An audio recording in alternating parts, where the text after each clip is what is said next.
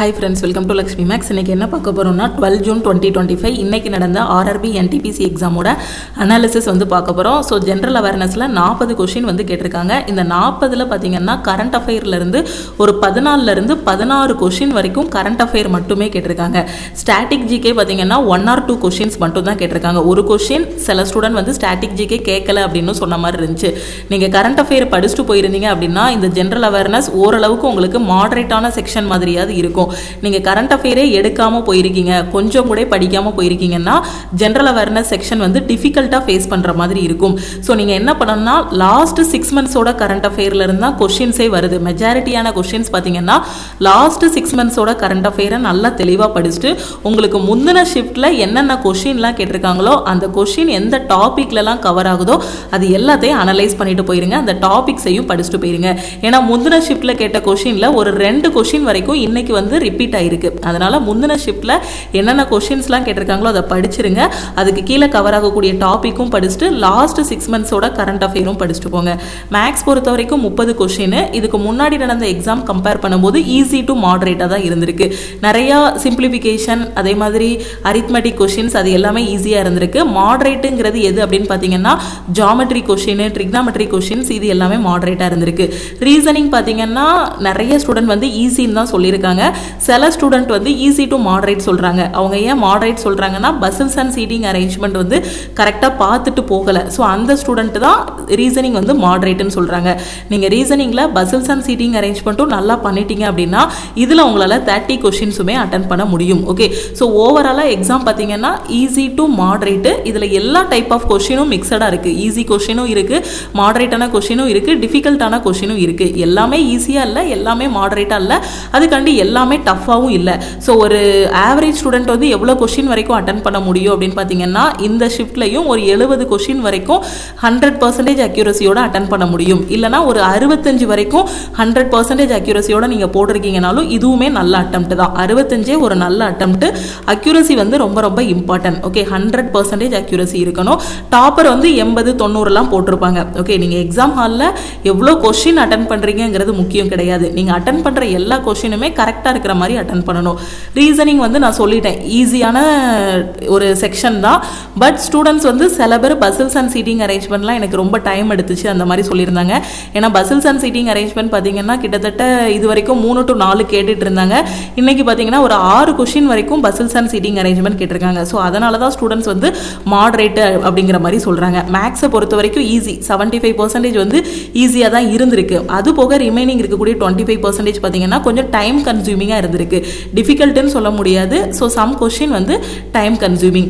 General awareness பொறுத்த வரைக்கும் பார்த்தீங்கன்னா மாடரேட்டான செக்ஷன் தான். ஓவராலாக மாடரேட்டான செக்ஷன். ஏன்னா இவ்வளோ நாள் வரைக்குமே எல்லாரும் 1.5 வருஷத்தோட கரண்ட் அஃபேர்னு ரொம்ப பழைய கரண்ட் அஃபேர்லாம் உட்காந்து படிச்சிருப்பாங்க. இப்போ ரீசெண்டாக ஜூன் 5ஆம் தேதியில இருந்தால் நமக்கே தெரிய வருது என்ன லாஸ்ட் 6 மந்த்ஸோட கரண்ட் அஃபேர் வந்து கேட்டிருக்காங்க அப்படின்னு. ஸோ இப்போ இருக்க பீரியட்ல லாஸ்ட் 6 மந்த்ஸை வந்து நீங்கள் ரிவைஸ் பண்ணியிருந்தாலுமே ஓரளவுக்கு இந்த கரண்ட் அஃபேர் செக்ஷன்ங்கிறது நிறைய பேர் மாடரேட்டாக தான் ஃபேஸ் பண்ணுறாங்க. பட் நீங்கள் படிச்சுட்டு போகணும். படிக்காம போயிட்டீங்கன்னா டிஃபிகல்ட்டா இருக்கிற மாதிரி ஆகிரும். ஏன்னா இன்னைக்கெல்லாம் பார்த்தீங்கன்னா ஒரு 16 கொஸ்டின் வரைக்கும் கரண்ட் அஃபேர் மட்டுமே கேட்டிருக்காங்க. அதுக்காக தான் ஸ்டார்டிங்ல இருந்தே உங்களை கரண்ட் அஃபேர் படிங்க படிங்க படிங்கன்னு சொல்லிட்டு இருந்தோம். கரண்ட் அஃபேர் பொறுத்த வரைக்கும் லாஸ்ட் 6 மந்த்ஸோட கரண்ட் அஃபேர் படிச்சுட்டு போங்க. அப்படி இல்லைன்னா கடைசி 4 மாசத்தோட கரண்ட் அஃபேர், இல்லைனா ஒரு 3 மாசத்தோட கரண்ட் அஃபேர், ஜனவரி, பிப்ரவரி, மார்ச், ஏப்ரல். ஓகே, ஸோ இந்த கரண்ட் அஃபேர் மட்டுமாவது நீங்கள் படிச்சுட்டு போங்க. ஓகே, எனக்கு டைம் இல்லை மேம், எனக்கு 4 நாளில் எக்ஸாம் வருது, 5 நாளில் எக்ஸாம் வருதுங்கிற student Jan, Feb, March, April இதோட கரண்ட் அஃபேர். இதில் வந்து முக்கியமான மிலிட்ரி எக்ஸசைஸ் என்னென்ன இருக்குது, நியூ அப்பாயின்மெண்ட் என்னென்ன இருக்குது, அதே மாதிரி ரேங்க் அண்ட் இண்டெக்ஸ் என்ன இருக்குது, அந்த மாதிரி டாபிக்ஸ் எல்லாமே பார்த்து படிச்சுட்டு போங்க. அதே மாதிரி என்ன பண்ணா ப்ரீவியஸ் ஷிஃப்ட்டை நல்லா அனலைஸ் பண்ணிட்டு அதுக்கு கீழே கவர் ஆகக்கூடிய டாபிக் படிக்கணும். ஓகே, ஸோ ஜென்ரல் அவேர்னஸ் சொல்லிட்டேன். 14ல இருந்து 16 கொஸ்டின் வரைக்குமே இன்னைக்கு கேட்டிருக்காங்க. என்னென்ன கொஸ்டின்லாம் கேட்டிருக்காங்க அப்படின்னு பார்த்தீங்கன்னா மிலிட்ரி எக்ஸசைஸ் கேட்டிருக்காங்க. முந்தின ஷிஃப்ட்டோட அனாலிசிஸ் எல்லாம் போடும்போதே நான் சொல்லியிருந்தேன் மிலிட்ரி எக்ஸசைஸ் வந்து பார்த்துட்டு போங்க. எந்த கண்ட்ரிக்கும் எந்த கண்ட்ரி இன்னும் 2 கண்ட்ரிக்கு இடையில தான் அந்த எக்ஸசைஸ் வந்து நடக்கும்.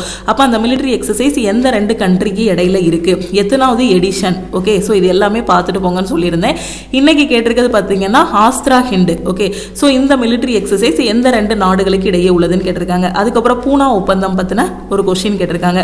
எம்எஸ் வேர்டில் ட்ரிபிள் கிளிக் பண்ணால் ஒரு வேர்டு ஓப்பன் பண்ணி வச்சுருக்கீங்க. அந்த வேர்டில் ஒரு பேராகிராஃப் இருக்குன்னு வச்சுக்கோங்களேன். இந்த பேராகிராஃபில் போயிட்டு உங்கள் மவுஸில் நீங்கள் ட்ரிபிள் கிளிக் பண்ணுறீங்க, 3 கிளிக் பண்ணுறீங்க. டபுள் கிளிக் வேறு, ட்ரிபிள் கிளிக் வேறு. சிங்கிள் கிளிக்குங்கிறது ஒரு வாட்டி கிளிக் பண்ணுறது, டபுள் கிளிக்குங்கிறது 2 வாட்டி கிளிக் பண்ணுறது. ட்ரிபிள் கிளிக் பண்ணி பார்த்துருப்பீங்கன்னு நினைக்கிறேன். ஸோ நம்ம ட்ரிபிள் கிளிக் பண்ணால் என்ன ஆகும், அது ஃபுல்லாகவே அப்படி என்ன ஆகும், நமக்கு செலக்ட் ஆகும். ஓகே, ஸோ ட்ரிபிள் கிளிக் பண்ணால் என்ன ஆகும்னு கொஸ்டின் கேட்டிருந்தாங்க. அடுத்து ரேங்கிங் அண்ட் இண்டெக்ஸ் வந்து படிச்சுட்டு போக சொல்லியிருந்தேன். குளோபல் ஹங்கர் இண்டெக்ஸ் வந்து கேட்டிருக்காங்க. ஓகே, ஸோ என்னென்ன கொஸ்டின்ஸ் கேட்டாங்கிறத டீட்டெயில்டாக அடுத்த வீடியோவில் பார்க்கலாம். ஆனமலை ஹில்ஸ்ல இருந்து கொஸ்டின் கேட்டிருக்காங்க. அதுக்கப்புறம் வந்து ஆர்டிகல் 38 பற்றி கேட்டிருக்காங்க. ஆர்டிகல் 38 கான்ஸ்டியூஷன்ல இருந்து. அப்போ பாலிட்டியில் இருக்கக்கூடிய முக்கியமான ஆர்டிகல் அமெண்ட்மெண்ட் எல்லாமே படிச்சுட்டு போனோம். அதுக்கப்புறம் பாருங்க, இந்த கொஸ்டின் வந்து ஜூன் 5ல கேட்டது. அதுக்கப்புறம் இன்னொரு ஷிஃப்ட்லையும் கேட்டிருந்தாங்க. அதே கொஸ்டின் திருப்பி வந்திருக்கு. கிளைமேட் சேஞ்ச் பெர்ஃபார்மன்ஸ் இண்டெக்ஸ்ல இருந்து இந்தியாவோட ரேங்க் என்னன்னு கேட்டிருக்காங்க. கொஸ்டின் வந்து ரிப்பீட் ஆயிருக்கு. அடுத்து 103வது அமெண்ட்மெண்ட் ஆக்ட் வந்து கேட்டிருக்காங்க. பீரியாடிக் டேபிள் பற்றி கொஸ்டின் வந்து கேட்டிருக்காங்க. பீரியாடிக் டேபிளில் அயோடின் வந்து எங்கே இருக்கும், அதோட பிளேஸ் என்ன, இந்த கொஸ்டின் கேட்டிருக்காங்க. அதுக்கப்புறம் ease of doing business. Okay, so இது ஈஸ் ஆஃப் டூயிங் பிஸ்னஸில் இந்தியாவோட ரேங்க் என்னன்னு கேட்டிருக்காங்க. ஸோ 2 ரேங்க் கேட்டிருக்காங்க பாருங்க. ஒன்று வந்து CCPI index, climate change performance இண்டெக்ஸில் இந்தியாவோட ரேங்க்கும் கேட்டிருக்காங்க. ஈஸ் ஆஃப் டூயிங் பிஸ்னஸில் இந்தியாவோட ரேங்க்கும் கேட்டிருக்காங்க. ஸோ அந்த ரேங்கிங் அண்ட் இண்டெக்ஸ் படிக்கும்போது என்ன பண்ணணும்னா, எந்த கண்ட்ரி வந்து டாப்பில் இருக்குங்கிறதையும் பார்த்துக்கணும். அதுக்கப்புறம் இந்தியாவோட ரேங்க் என்னன்னு பார்த்துக்கணும். அதுக்கப்புறம் இந்த இண்டெக்ஸை வெளியிடக்கூடிய அமைச்சகம் எது, ஒரு அமைப்பு எது. ஓகே, ஒவ்வொரு இதையும் ஒவ்வொரு அமைப்பு வந்து வெளியிடுவாங்க ரேங்கை வந்து. அப்போ இப்போ குளோபல் ஹங்கர் இண்டெக்ஸ் இருக்குன்னா அதை யார் வெளியிடுறாங்க, அதில் இந்தியாவோட பிளேஸ் என்ன. ஓகே, ஸோ இது எல்லாமே படிச்சுக்கணும். அடுத்து பவர் பாயிண்ட்ல இருந்து ஒரு கொஸ்டின் கேட்டிருந்தாங்க. பவர் பாயிண்ட் ப்ரெசன்டேஷனுக்கு எதை கிளிக் பண்ணணும் அப்படின்னு கேட்டிருந்தாங்க. எந்த ஷார்ட்கட் கீ அப்படின்னு கேட்ட மாதிரி இருந்துச்சு. அடுத்து பார்த்தீங்கன்னா பாலிட்டினாலே ஆர்டிக்கல் அமெண்ட்மெண்ட் வந்து படிச்சுட்டு போனோம். கம்ப்யூட்டரில் அப்ரிவேஷன்ஸ் வந்து ஃபர்ஸ்ட் நாள் மட்டும் கேட்டிருந்தாங்க. ஜூன் 5ல் தான் அப்ரிவேஷன்ஸ் வந்து இருந்துச்சு. இப்போ வர்றது எல்லாமே பார்த்தீங்கன்னா ஷார்ட்கட் கீஸ் தான் கேட்குறாங்க. ஸோ நீங்கள் படிக்கும்போது அப்ரிவேஷனும் பார்த்துக்கோங்க, ஷார்ட்கட் கீஸும் படிச்சுக்கோங்க. ஓகே, ஏன்னா ரீசெண்டாக என்னென்ன ஷார்ட்கட் கீஸ்லாம் கேட்டிருந்தாங்க. கண்ட்ரோல் எஸ் கேட்டிருந்தாங்க. ஒரு இதில் காப்பி பேஸ்ட்டு கேட்டிருந்தாங்க. Control C control V. இன்னொரு இதில் பிரிண்ட் பண்ணுறது கேட்டிருந்தாங்க. ஒவ்வொரு ஷிஃப்ட்டும் நம்ம ஒவ்வொரு நாளும் பார்த்துட்டே வரோம். அதில் இருக்க ஜிகே கொஸ்டின்ஸ் எல்லாமே டிஸ்கஸ் பண்ணிட்டு தான் இருக்கும். ஸோ இந்த ஷார்ட்கட் கீஸ் எல்லாமே இதுக்கு முன்னாடி கேட்டது. இப்போ என்ன ஷார்ட்கட் கீ கேட்டிருக்காங்க அப்படின்னு பார்த்தீங்கன்னா, ஜஸ்ட் ட்ரிபிள் கிளிக் பண்ணால் என்ன ஆகுங்கிறது கேட்டிருக்காங்க. ப்ளஸ் அது போக ஷார்ட்கட் கீ வந்து பவர் பாயிண்டில் ப்ரெசன்டேஷன் பண்ணுறதுக்கு என்ன அந்த இது ஓகே ஃபங்க்ஷன் கீ வந்து கிளிக் பண்ணணும்னு கேட்டிருந்தாங்க. F5 I think F5. ஓகேவா, ஸோ இந்த கொஸ்டின்ஸ் எல்லாமே அடுத்தடுத்த கிளாஸ்ல வந்து நம்ம டிஸ்கஸ் பண்ணலாம். ஓகேவா, கரண்ட் அஃபேர் பொறுத்த வரைக்கும் என்ன படிச்சுட்டு போனோம் அப்படின்னா, லாஸ்ட் 6 months நான் சொல்லிட்டேன். ஸ்போர்ட்ஸ் பார்த்துட்டு போங்க, பட்ஜெட் பார்த்துட்டு போங்க, சென்சஸ் பார்த்துட்டு போங்க. ஓகே, ஸோ கரண்ட் அஃபேர் இல்லை, ஜிகேன்னு எடுத்துக்கிட்டிங்கன்னா சென்சஸ் 2011 இருக்கு இல்லையா, அதுலேயும் சில இதில் கொஸ்டின் கேட்குறாங்க. ஸோ சென்சஸ் பார்த்துருங்க. கரண்ட் அஃபேர்னு வரும்போது ஸ்போர்ட்ஸ் பாருங்கள், பட்ஜெட் பாருங்கள். ஏதாவது ஒரு ஸ்டேட் வந்து ரிப்பீட்டடாக நியூஸில் வந்திருக்கும், அது பார்த்துட்டு போங்க. ஒலிம்பிக் பேரா ஒலிம்பிக் பற்றின எல்லா இன்ஃபர்மேஷன், யார் ஜெயிச்சாங்க தோத்தாங்க, எத்தனை பிளேயர் பார்ட்டிசிபேட் பண்ணாங்க, இப்போ நடந்த ஒலிம்பிக் எங்கே நடந்துச்சு, 2024 ஒலிம்பிக் எங்கே நடந்துச்சு, அடுத்து 2028 எங்கே நடக்க போகுது, ஒலிம்பிக்காக இருக்கட்டும் பேரா ஒலிம்பிக்காக இருக்கட்டும், அதை பற்றின எல்லாமே பார்த்துட்டு போங்க. அவார்ட்ஸ் பார்த்துட்டு போங்க. அதுக்கப்புறம் முக்கியமான ஃபெஸ்டிவல்ஸு, ஃபிலிம்ஸு, ஏதாவது அவார்ட் ஃபங்க்ஷன்ஸ் எல்லாமே நடந்திருக்கும், அது எல்லாமே பார்த்துக்கோங்க. ரேங்க் அண்ட் இண்டெக்ஸ் முக்கியமாக பார்த்துட்டு போங்க. 2 கொஸ்டின் வருது. ஓகே, அதுக்கப்புறம் மிலிட்ரி எக்ஸசைஸ். ஓகே, இந்தியா வந்து எந்த நாட்டு கூடலாம் மிலிட்ரி எக்ஸசைஸ் வச்சுருக்காங்க, ஓகே அதோட நேம் என்ன, அது எத்தனாவது எடிஷன்ங்கிறத அடுத்த ஷிஃப்ட் போகிறவங்க பார்த்துட்டு போங்க. ஓகே, அதே மாதிரி ஹிஸ்ட்ரி பொறுத்த வரைக்கும் இன்றைக்கி எத்தனை கொஸ்டின் இருந்துச்சுன்னா 2லேருந்து 3 கொஸ்டின் கேட்டிருக்காங்க. பட் ஹிஸ்ட்ரியில் இதுதான் நாம் முக்கியமான கொஸ்டின்னு நினச்சி படிச்சுட்டு போயிருப்போம். பட் இருக்கிறதுலே ரொம்ப உள்ள தள்ளி போய் ஹிஸ்ட்ரியை தோண்டி எடுத்து கொஸ்டின் கேட்டிருக்காங்க. ஸோ கொஞ்சம் ஹார்டாக தான் இருக்குது. ஓகே, இப்போ தான் புதுசாக பார்க்குற மாதிரியே இருக்குது. நாம் ஹிஸ்ட்ரின்னு எடுத்துக்கிட்டாலே ஓரளவுக்கு இந்த மாதிரி தான் வரும் அப்படிங்கிற மாதிரி படிச்சுட்டு போயிருக்கோம். பட் ரொம்ப உள்ள இன்டெப்த்தாக கேட்டிருக்காங்க. பட் நம்பர் ஆஃப் கொஸ்டின்ஸ் வந்து கம்மி தான். ஓகே, 2 to 3 கொஸ்டின்ஸ் தான். பாலிட்டி பொறுத்த வரைக்கும் 3 கொஸ்டின்ஸ் வரைக்கும் கேட்டிருக்காங்க. ஃபுல்லாகவே ஆர்டிக்கல் அமெண்ட்மெண்ட்டு அந்த மாதிரி. ஓகே, ஸோ இது ரொம்ப இன்டெப்த்தாக கேட்கல, ஹிஸ்ட்ரி தான் இன்டெப்த்தாக கேட்டிருந்தாங்க. ஓகே, ஜியோகிராஃபி பொறுத்த வரைக்கும் பார்த்தீங்கன்னா 2 கொஸ்டின் கேட்டிருக்காங்க. கரண்ட் அஃபேர் தான் மெயினே. ஓகே, ஸோ இங்கே கிங்கே கரண்ட் அஃபேர் தான். எத்தனைனா 16 கொஸ்டின் வரைக்கும் கேட்டிருக்காங்க. மாடரேட்டாக இருந்திருக்கு. படிக்காமல் போயிட்டீங்கன்னா டிஃபிகல்ட்டாக இருக்கிற மாதிரி ஃபேஸ் பண்ணுற மாதிரி இருக்கும். ஏன்னா 40ல் 16 கொஸ்டின் கரண்ட் அஃபேர் வந்துருதுன்னா மீதி எத்தனை இருக்கும், மீதி 25 கொஸ்டின் தான் இருக்கும். 25 25ல் ஹிஸ்ட்ரியில் இன்டெப்த்தாக கேட்டுட்டாங்க அப்படின்னா அந்த 3ஐயும் அட்டன் பண்ண கஷ்டமாக இருக்குது, இல்லை 2 அட்டன் பண்ண கஷ்டமாக இருக்குன்னா அது போக 22 தான் இருக்கும். அது போக ஏதாவது ஒன்று இதாக கொஞ்சம் டிஃபிகல்ட்டாக இருக்குன்னா 20 கொஷின் தான் மொத்தமே நம்ம பார்க்குற மாதிரி இருக்கும். ஓகே, அதனால் கரண்ட் அஃபேர் நல்லா படிச்சிங்கன்னா தான் நிறைய கொஷின் ஜிகேல அட்டன் பண்ணுற மாதிரி இருக்கும். ஸோ நல்லா படிச்சுட்டு போங்க. கரண்ட் அஃபேர் லாஸ்ட் 6 மந்த்ஸோடது இப்போது 5 நாள் தான் எக்ஸாம் இருந்தாலும் சரி, 6 நாள் தான் எக்ஸாம் இருந்தாலும் சரி, அந்த நாள் ஃபுல்லாக உட்காந்து ஒவ்வொரு மாதத்தோட கரண்ட் அஃபேரை, ஒரு மாதத்தோட கரண்ட் அஃபேரை ஒரே நாளில் முடிச்சிடலாம். ஸோ எப்படியாவது 6 மாதத்தோட கரண்ட் அஃபேரை மனப்பாடம்னாலும் பண்ணிட்டு போங்க. ஓகே, ஏன்னா நமக்கு தெரிஞ்சிருச்சு 6 மாதத்தோட கரண்ட் அஃபேர் தான், தெரிஞ்சே படிக்காமல் போயிட்டோம் அப்படின்னா நமக்கு தான் லாஸு. அடுத்து ஸ்டாட்டிக் ஜிகே வந்து இதில் இல்லாத மாதிரி தான் சொன்னாங்க. இந்த ஷிஃப்ட்டில் வந்து ஸ்டாட்டிக் ஜிகே இல்லாத மாதிரி தான் சொன்னாங்க. ஸோ 0 to 1 கூட வச்சுக்கலாம். கம்ப்யூட்டர் வந்து 4 கொஷின். ஓகே, சயின்ஸில் வந்து 3 to 4 கொஷின், பயாலஜியில் வந்து கொஷின் வரல, ஃபிசிக்ஸ் அண்ட் கெமிஸ்ட்ரி தான் கொஷின் வந்துச்சுன்னு சொன்னாங்க. ஓகே, ஸோ அடுத்து மேக்ஸை பொறுத்த வரைக்கும் முன்னாடி ஷிஃப்ட்லலாம் எப்படி இருந்துச்சோ அதே மாதிரி தான் கொஷின் கேட்டிருக்காங்க. ஒவ்வொரு ஷிஃப்ட்லையும் அந்த கொஷினோட லெவல் வந்து மாறுது. இதுக்கு முன்னாடி இப்போது நம்ம 5ஆம் தேதியிலேருந்து இப்போ வரைக்கும் அனாலிசிஸ் பார்த்தோம் அப்படின்னா சில ஷிஃப்ட்டில் ஈஸியாக கேட்டிருக்காங்க, சிலது மாடரேட்டு, சிலது டைம் கன்சியூமிங்காக இருக்க மாதிரி இந்த மாதிரி கேட்டிருக்காங்க. ஸோ இன்றைக்கி பார்க்கும்போது பார்த்திங்கன்னா நான் ஆல்ரெடி சொன்னது தான், 75% வந்து உங்களுக்கு ஈஸியாக அட்டன் பண்ணுற மாதிரி, டைமே எடுக்காது, ரொம்ப டைம் எடுக்காது, டைரெக்டாக அட்டன் பண்ணுற மாதிரி இருக்குது. அது போக 25% வந்து டைம் கன்சியூமிங்காக இருந்திருக்கு. அதில் அரித்மெட்டிக் பார்த்தீங்கன்னா 12 to 14 ஈஸியான கொஷின் தான். அல்ஜிப்ரா, ட்ரிக்னாமெட்ரி மாடரேட்டு, சிம்பிளிஃபிகேஷன் வந்து ஈஸியாக இருந்திருக்கு. டிஐ வந்து ஈஸி. அதுக்கப்புறம் ஜாமெட்ரி இருக்கு இல்லையா, ஸோ இந்த ஜாமெட்ரி மென்சுரேஷன் வந்து இவங்க வந்து ரொம்ப டைம் கன்சியூம் பண்ணக்கூடிய டாபிக். ஓகே, நார்மலாக நமக்கே தெரியும். ஸோ இதில் கேட்டிருக்க கொஷின் எல்லாமே டைம் கன்சியூமிங்காக இருந்திருக்கு. ஸோ அப்போ அதுக்கான ஸ்ட்ராட்டஜி என்ன வச்சுக்கணும் அப்படின்னு பார்த்தீங்கன்னா 30 கொஷினில் உங்களுக்கு 20 கொஷின் இல்லைனா 18லேருந்து 20 கொஷின் ஈஸியாக அந்த கான்செப்டை வச்சே அடிக்கிற மாதிரி இருந்திருக்கு. சிம்பிளிஃபிகேஷன் வந்து ஒரு 4-5 வந்துடுது. அது போக அரித்மெட்டிக் வந்துருச்சு. அது போக 10 கொஷின் பார்த்தீங்க அப்படின்னா கொஞ்சம் டைம் எடுக்கிற மாதிரி தான் இருந்திருக்கு. ஓகே, ஸோ அதனால் பார்த்து ஃபஸ்ட்டு அந்த 20 அட்டன் பண்ணிவிட்டு அதுக்கப்புறம் இந்த 10க்கு வாங்க. ஏன்னா 30ல் வந்து 20 ஓரளவுக்கு நமக்கு தெரிஞ்ச கான்செப்ட், அடிக்கடி நம்ம டெஸ்ட் போடும்போது வந்தது, அந்த மாதிரி தான் இருந்திருக்கு. மீதி 10 எடுக்க முடியாதுன்னு நான் சொல்ல வரல. எப்படி இருந்திருக்குன்னா டைம் கன்சியூமிங்காக இருந்திருக்கு. எடுப்பில் இந்த ஃபஸ்ட்டு இந்த 10 உட்காந்து சால்வ் பண்ணோம் அப்படின்னா டைமே முடிஞ்சு போயிடும். அதனால் ஃபஸ்ட்டு அந்த 20 கொஷினை சால்வ் பண்ணுங்கள். அந்த 20க்குள்ளேயும் பார்த்தீங்க அப்படின்னா எந்த கொஷின் ஃபஸ்ட்டு அட்டன் பண்ணணும், எதை லாஸ்ட் அட்டன் பண்ணணுங்கக்கூடிய ஒரு பிளானை வந்து கொண்டு வந்துடணும். ஓகே, ஏன்னா இதில் சிம்பிளிஃபிகேஷன்லாம் இருக்கும். சிம்பிளிஃபிகேஷன் அட்டன் பண்ணாமல் உட்காந்துட்டு ஜாமெட்ரி, ட்ரிக்னாமெட்ரி எல்லாம் அட்டன் பண்ணிட்டு இருக்கக்கூடாது. ஃபஸ்ட்டு சிம்பிளிஃபிகேஷனை போர்டு மாஸ் ரூல் வச்சு வரக்கூடிய சம்மெல்லாம் முடிச்சுட்டு அதுக்கப்புறம் தான் அடுத்து போகணும். ஓகே, ரீசனிங் பொறுத்த வரைக்கும் எல்லா ஷிஃப்ட்லையுமே ஒரு பெரிய வித்தியாசம் இல்லை, ஈஸியாக தான் இருந்திருக்கு. ஸ்டூடெண்ட்ஸ் வந்து டிஃபிகல்ட்டாக ஃபேஸ் பண்ணுறது இந்த ஒரு ஏரியா தான், பசில்ஸ் அண்ட் சீட்டிங் அரேஞ்ச்மெண்ட். இது ப்ராக்டிஸ் பண்ணாமல் போயிருந்தாங்கன்னா டிஃபிகல்ட்டாக தான் ஃபேஸ் பண்ணிகிட்டு இருக்காங்க.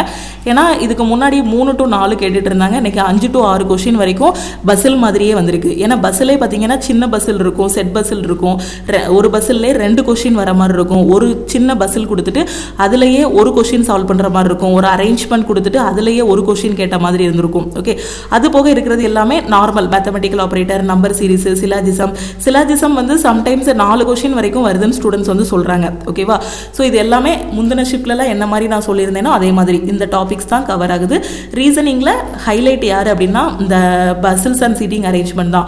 அது போக ஒருவேளை இதை ஸ்கிப் பண்ணால் கூட, பிகினருக்கு வந்து பஸ்ஸிலே நான் தொடலை, இதை ஸ்கிப் பண்ணால் கூட 30க்கு 24 கொஷின் வரைக்கும் உங்களால் அட்டன் பண்ண முடியும். பஸ்ஸிலும் நல்லா பண்ணிட்டீங்கன்னா 30க்கு 30மே ரீசனிங்கில் அட்டன் பண்ண முடியும். ஓகே, ஸோ ஓவராலாக குட் அட்டெம்ப்ட் எவ்வளோ அப்படின்னு பார்த்தீங்கன்னா ஒரு 65 வித் 100% அக்யூரஸியோட நீங்கள் அட்டன் பண்ணியிருந்தாலே ஒரு நல்ல அட்டெம்ப்ட் தான். ஓகேவா, இல்லை நான் 70 அட்டன் பண்ணியிருக்கேனாலும் நல்ல அட்டெம்ப்ட் தான், 60 அட்டன் பண்ணியிருந்தாலும் ஓகே தான். ஓகே, ஸோ 65ன்னு வச்சுக்கலாம். நம்ம நல்ல அட்டெம்ப்ட் 100% அக்யூரஸியோட. யாரை சொல்கிறேன்னா ஆவரேஜ் ஸ்டூடெண்ட்டை சொல்கிறேன். டாப்பர் கேட்டோம் அப்படின்னா 85-90 வரைக்குமே அட்டன் பண்ணியிருக்காங்க. ஓகே, கட் ஆஃப்னு வரும்போது ஆவரேஜ் ஸ்டூடெண்ட்டோட மார்க்கை வச்சு தான் கட் ஆஃப் வந்து இது பண்ணுவாங்க. ஓகே, ஸோ இதுதான் இன்றைக்கி நடந்த எக்ஸாமோட அனாலிசிஸ். இப்போ இந்த எக்ஸாம் லாஸ்ட் 6 மந்த்ஸோட கரண்ட் அஃபேர் வந்து எனக்கு வேணும், நான் படிக்கணும் அப்படின்னு நினைக்கிற ஸ்டூடெண்ட்டு நம்ம லக்ஷ்மி மேக்ஸ் ஆப்பில் கரண்ட் அஃபேருக்கான PDF கோர்ஸ் வந்து கொடுத்துருக்கோம். ஓகே, ஆல்ரெடி நம்ம டிஸ்கஸ் பண்ணும்போதே உங்களுக்கு சொல்லியிருந்தேன், நம்ம டெஸ்ட் பேட்சில் உள்ள ஜிகே கொஷின், கரண்ட் அஃபேர் நம்ம கொடுத்த PDFல உள்ள ஜிகே கொஷின்ஸ் எல்லாமே ரிப்பீட் ஆகிருக்கு. அதே மாதிரி ப்ரீவியஸ் ஷிஃப்ட்டோட கொஷின் ரிப்பீட் ஆகிருக்குன்னு எல்லாமே சொல்லியிருந்தேன். இப்போ லாஸ்ட் மினிட்ல நான் 6 மந்த்ஸோட கரண்ட் அஃபேர் படிக்கணுங்கிற ஸ்டூடெண்ட்டு CA PDF கோர்ஸில் ஜாயின் பண்ணிக்கலாம். இதில் இந்த 6 மந்த்ஸோட வருஷத்தோட கரண்ட் அஃபேர் மட்டும் இருக்காது, லாஸ்ட் 1.5 வருஷத்தோட கரண்ட் அஃபேர், இனி வரக்கூடிய நாளில் இருக்கக்கூடிய எல்லா கரண்ட் அஃபேருமே இதில் வந்து அப்டேட் பண்ணுவோம். கிராஜுவேட்டுக்கு மட்டும் இல்லை, வரக்கூடிய அண்டர் கிராஜுவேட் எக்ஸாமுக்கும் இந்த கரண்ட் அஃபேர் வந்து உங்களுக்கு ரொம்பவே யூஸ்ஃபுல்லாக இருக்கும். அதே மாதிரி பார்த்தீங்கன்னா குரூப் டி எக்ஸாம், குரூப் டிலையும் பார்த்தீங்கன்னா 20 கொஷின் ஜென்ரல் அவேர்னஸ் வரும். இனி டிசம்பர், நவம்பர், அக்டோபர், நவம்பரில் தான் குரூப் டி வரப்போகுது. ஸோ அதுக்குமே கரண்ட் அஃபேர் ரொம்ப இம்பார்ட்டன்ட். ஓகே, ஸோ அதனால் இப்போ நீங்கள் நம்ம சிஏபிடிஎஃப் கோர்ஸில் ஜாயின் பண்ணுறீங்க அப்படின்னா அது வந்து எல்லா எக்ஸாமுக்குமே உங்களுக்கு வந்து யூஸ்ஃபுல்லாக இருக்கும். ஸோ சிஏபிடிஎஃப் கோர்ஸில் ஜாயின் பண்ணுற ஸ்டூடெண்ட்டு லக்ஷ்மி மேக்ஸ் டீமுக்கு கான்டாக்ட் பண்ணிவிட்டு நீங்கள் ஜாயின் பண்ணிக்கலாம். ஸோ என்டிபிசி எக்ஸாமுக்கு எனக்கு கரண்ட் அஃபேர் வேணுங்கிற ஸ்டூடெண்ட்டு இந்த நம்பரை லக்ஷ்மி மேக்ஸ்ன்னு சேவ் பண்ணிவிட்டு இந்த நம்பருக்கு ஐ வாண்ட் சிஏன்னு மெசேஜ் பண்ணுங்கள். நீங்கள் மெசேஜ் பண்ணதும் டீம்லேருந்து கான்டாக்ட் பண்ணிவிட்டு ஜிபே நம்பர் இல்லை அக்கௌண்ட் நம்பர் கொடுப்பாங்க, அதுக்கு 499 பே பண்ணிவிட்டு பேமெண்ட்டோட ஸ்க்ரீன்ஷாட் சென்ட் பண்ணிங்கன்னா பேக்கெண்ட்லேருந்து அக்சஸ் கொடுத்துருவாங்க. அதுக்கப்புறம் நீங்கள் இப்போ இருக்கக்கூடிய இந்த 6 மந்த்ஸோட கரண்ட் அஃபேர் இல்லை 1.5 இயரோட கரண்ட் அஃபேரும் பார்த்துக்கலாம். அப்கமிங்கில் வரக்கூடிய கரண்ட் அஃபேரும், daily current affair, monthly current அஃபேர்னு எல்லாமே இதில் வந்து அப்டேட் பண்ணிடுவோம். ஓகே, அதே மாதிரி குரூப் டி அண்ட் என்டிபிசிக்கு நான் டெஸ்ட் ப்ராக்டிஸ் பண்ணணும் அப்படின்னு நினைக்கிற ஸ்டூடெண்ட் டெஸ்ட் பேட்சும் நம்ம லக்ஷ்மி மேக்ஸ் ஆப்ல வந்து அவைலபிளாக இருக்கு. ஏன்னா இப்போ எக்ஸாம் நடந்து முடிஞ்சதுல என்ன தெரியுது அப்படின்னு பார்த்தீங்கன்னா, வீட்டில் உட்காந்து நல்லா டெஸ்ட் ப்ராக்டிஸ் பண்ணிட்டு ஒவ்வொரு செக்ஷனாக அனலைஸ் பண்ண ஸ்டூடெண்ட் வந்து டாப்பர் 80, 85 வரைக்கும் அட்டன் பண்ணியிருக்காங்க. டெஸ்ட்டே எடுக்காமல் டைரெக்டாக எக்ஸாம் ஹால் போனவங்க அந்த எக்ஸாம் ஹாலை எப்படி ஹேண்டில் பண்ணணும் அப்படிங்கக்கூடிய ஒரு இது இல்லாமல் பதட்டத்திலே நிறைய கொஷின் விட்டுருக்காங்க. ஸோ அதனால் நீங்கள் அடுத்து வரக்கூடிய எக்ஸாம்ஸுக்கு என்டிபிசியோட undergraduate group D exam எனக்கு ஜூன் 20 தான் எக்ஸாம், டெஸ்ட் பேட்ச் வேணுங்கிற ஸ்டூடெண்ட்டு என்டிபிசி அண்ட் குரூப் டியோட டெஸ்ட் பேட்சில் ஜாயின் பண்ணிக்கலாம். நீங்கள் குரூப் டியோட டெஸ்ட் பேட்ச், என்டிபிசியோட டெஸ்ட் பேட்ச், கரண்ட் அஃபேருக்கான பிடிஎஃப் கோர்ஸில் ஜாயின் பண்ணுறீங்க அப்படின்னா 499 பே பண்ணி ஜாயின் பண்ணிக்கலாம். ஸோ டீமோட வாட்ஸ்அப் நம்பர் இதுதான். ஓகேவா? ஸோ இந்த நம்பருக்கு நீங்கள் மெசேஜ் பண்ணணும், ஆப்பில் போய் டைரெக்டாக பே பண்ண வேண்டாம். ஸோ டீமுக்கு நீங்கள் மெசேஜ் பண்ணிட்டீங்கன்னா அவங்க ஜிபே நம்பர் இல்லை அக்கௌண்ட் நம்பர் கொடுப்பாங்க, அதுக்கு 499 பே பண்ணிவிட்டு பேமெண்ட்டோட ஸ்க்ரீன்ஷாட் சென்ட் பண்ணிங்கன்னா உங்களுக்கு பேக்கெண்ட்ல இருந்து அக்சஸ் கொடுத்துருவாங்க. ஓகே, ஸோ நாளையிலிருந்து எஸ்எஸ்சி சிஜிஎலுக்கான நியூ பேட்ச் வந்து நம்ம லக்ஷ்மி மேக்ஸ் ஆப்ல வந்து ஸ்டார்ட் பண்றோம். ஸோ சிஜிஎல் ப்ரிப்பேர் பண்றீங்க அப்படின்னா நம்ம லக்ஷ்மி மேக்ஸ் ஆப்ல இருக்கக்கூடிய ஆல் இன் ஒன் கோர்ஸ்ல ஜாயின் பண்ணிக்கோங்க. இந்த கோர்ஸ்ல எவ்ரி வீக் என்னென்ன படிக்கணுங்கிறதுக்கான பிளானு, மெட்டீரியல் எல்லாமே கொடுத்துருவோம். ஒவ்வொரு வாரம் சாட்டர்டேவும் டெஸ்ட் இருக்கும். அதே மாதிரி குரூப் டிக்கு இன்னும் படிக்க ஆரம்பிக்கலைங்கிற ஸ்டூடெண்ட்டும் ஆல் இன் ஒன் கோர்ஸ்ல ஜாயின் பண்ணிக்கோங்க. குரூப் டிக்கான நியூ பேட்சும் நம்ம ஆல் இன் ஒன் கோர்ஸ்ல வந்து கொண்டு போயிட்டு இருக்கோம். ஓகே, ஸோ இந்த பேட்ச்ல ஜாயின் பண்ணிட்டு உங்களோட ப்ரிப்பரேஷன் வந்து ஸ்டார்ட் பண்ணுங்க. ஓகே, ஸோ இதை மட்டும் படித்தாலே உங்களால் ரயில்வே எக்ஸாமாக இருக்கட்டும், எஸ்எஸ்சி எக்ஸாமாக இருக்கட்டும் ஃபர்ஸ்ட் அட்டெம்ப்ட்ல கிளியர் பண்ண முடியும். ஸோ இது வரைக்கும் எந்த எக்ஸாமுக்குமே படிக்க ஆரம்பிக்கலை அப்படிங்கிற ஸ்டூடெண்ட் ஆல் இன் ஒன் கோர்ஸில் ஜாயின் பண்ணிக்கோங்க. டெஸ்ட் ப்ராக்டிஸ் பண்ணணும்னா test batch, current affair revise பண்ணுறதுக்கு கரண்ட் அஃபேருக்கான பிடிஎஃப் கோர்ஸ்லையும் ஜாயின் பண்ணிக்கோங்க. ஸோ நம்ம டெலகிராம் குரூப், டெலகிராம் சேனலில் இன்னும் ஜாயின் பண்ணல அப்படின்னா டெலகிராம் குரூப் அண்ட் சேனலையும் ஜாயின் பண்ணிக்கோங்க. இன்ஸ்டாகிராம்லையும் லக்ஷ்மி மேக்ஸை ஃபாலோ பண்ணிக்கோங்க. இது வரைக்கும் நடந்த எக்ஸாமோட கொஷின்ஸ் எல்லாமே நம்ம கரண்ட் அஃபேருக்கான பிடிஎஃப் கோர்ஸ்லையும் நாம் கொடுத்துருக்கோம். அதே மாதிரி ஆல் இன் ஒன் கோர்ஸ்லையும் கொடுத்துருக்கோம். அதோட பிடிஎஃப் எல்லாமே இது வரைக்கும் நம்ம டிஸ்கஸ் பண்ண எல்லா ஷிஃப்ட்டோட கொஷின்ஸ், அதுக்கு ரிலேட்டடாக கவர் ஆகக்கூடிய எல்லாமே பார்த்தீங்கன்னா நம்ம கரண்ட் அஃபேருக்கான PDF course plus all in one கோர்ஸில் கொடுத்துருக்கோம். ஆல்ரெடி கோர்ஸில் இருக்க ஸ்டூடெண்ட்டு அதை டவுன்லோட் பண்ணி படிச்சிருங்க. ஓகேவா? ஸோ திருப்பியும் நாம் வந்து அடுத்த கிளாஸில் மீட் பண்ணலாம். தேங்க்யூ.